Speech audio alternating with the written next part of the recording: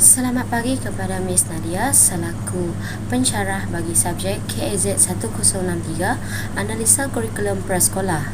Saya Lurika Ana Edi, pemegang nombor matrik E2021-2029-271 akan membentangkan e-book yang telah saya buat. Pada muka surat 2 ini, kita dapat melihat kandungan yang terdapat dalam e-book yang telah saya buat ini. Kurikulum Negara KSPK. KSPK adalah wadah utama yang menjadi panduan guru dalam mendukung hasrat mulia negara bagi menyediakan pendidikan prasekolah bertaraf dunia kepada generasi akan datang. Seterusnya ialah kurikulum luar negara iaitu Tiwariki. Tiwariki merupakan kurikulum yang menyediakan pembelajaran kepada kanak-kanak dalam konteks pembangunan budaya. Kurikulum ini menekankan pengkongsian pembelajaran antara guru, ibu bapa dan keluarga. KSPK mempunyai beberapa kemahiran. Yang pertama, kemahiran berfikir aras tinggi. Kemahiran berfikir aras tinggi ataupun KEBAT dinyatakan dalam kurikulum secara eksplisit supaya guru dapat menterjemahkan dalam pengajaran dan pembelajaran bagi merangsang pemikiran berstruktur dan berfokus dalam kalangan murid. Seterusnya ialah kemahiran berfikir kritis. Kebolehan untuk menilai suatu idea secara logik dan rasional untuk membuat pertimbangan yang wajar dengan menggunakan alasan dan bukti yang munasabah. Kemahiran berfikir kreatif.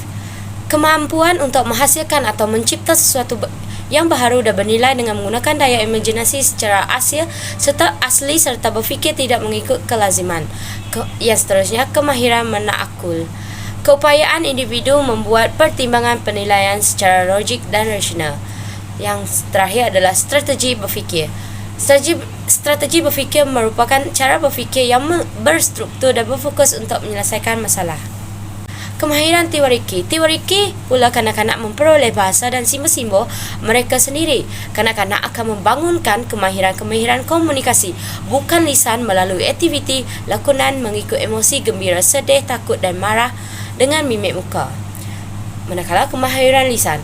Kurikulum standard prasekolah ialah berinteraksi dengan mesra iaitu berbual-bual dengan sebut perkataan yang betul dan berinteraksi secara spontan dan bertata susila dengan mudah.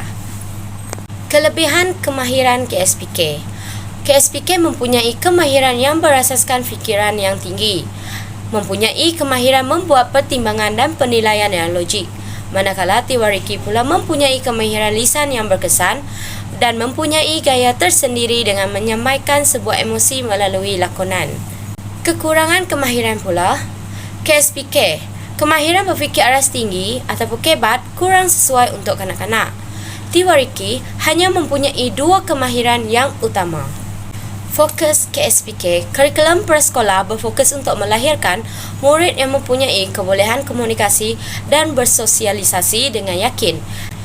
Fokus Tiwariki, kurikulum Tiwariki diasaskan untuk kanak-kanak membesar sebagai kompeten dan yakin sehat dalam minda, badan, semangat dan selamat.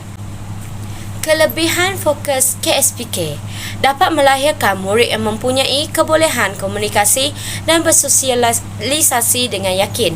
Murid juga mampu menghadapi cabaran dan menyelesaikan masalah. Tiwariki, kanak-kanak dapat membesar sebagai kompeten dan yakin, sihat dalam minda, badan, semangat dan selamat. Kekurangan fokus KSPK hanya berfokuskan perkara-perkara yang tertentu sahaja. Manakala Tiwariki hanya mempunyai fokus yang kurang banyak. Kandungan KSPK. Penyataan spesifik tentang perkara yang murid patut ketahui dan boleh dilakukan dalam suatu tempoh persekolahan merangkumi aspek pengetahuan, kemahiran dan nilai. Kandungan Tiwariki. Tiwariki merupakan kurikulum virtual yang menyediakan pembelajaran kepada kanak-kanak dalam konteks pembangunan budaya. Kelebihan kandungan KSPK. Murid mengetahui tentang suatu tempoh persekolahan merangkumi aspek pengetahuan, kemahiran dan nilai. Manakala Tiwariki pula menekankan perkongsian pembelajaran antara guru, ibu bapa dan keluarga. Bagi kekurangan kandungan pula, KSPK, pengetahuan dan ajaran yang terlalu luas untuk kanak-kanak, manakala Tiwariki hanya menekankan perkara yang kurang melibatkan kanak-kanak. Penilaian KSPK. Suatu set kriteria umum yang menunjukkan tahap-tahap prestasi yang perlu murid pamerkan sebagai tanda bahawa satu perkara itu telah dikuasai. Penilaian teoriki menyediakan satu rangka kurikulum yang akan menjadi asas bagi kurikulum konsisten dan program pendidikan awal kanak-kanak. Kelebihan penilaian KSPK, murid-murid dapat mempamerkan prestasi yang mereka perolehi. Manakala teoriki, kurikulum menjadi asas bagi program-program pendidikan awal kanak-kanak. Kekurangan penilaian pula, KSPK hanya mempamerkan prestasi yang telah dikuasai kanak-kanak, manakala teoriki hanya berfokuskan kepada asas sahaja. Ini merupakan lampiran yang telah saya buat, iaitu draft sewaktu saya membuat e-book. Dan ini merupakan rujukan yang telah saya layari di internet untuk mencari isi-isi penting yang terkandung dan yang saya perlukan. Itu saja daripada saya. Terima kasih.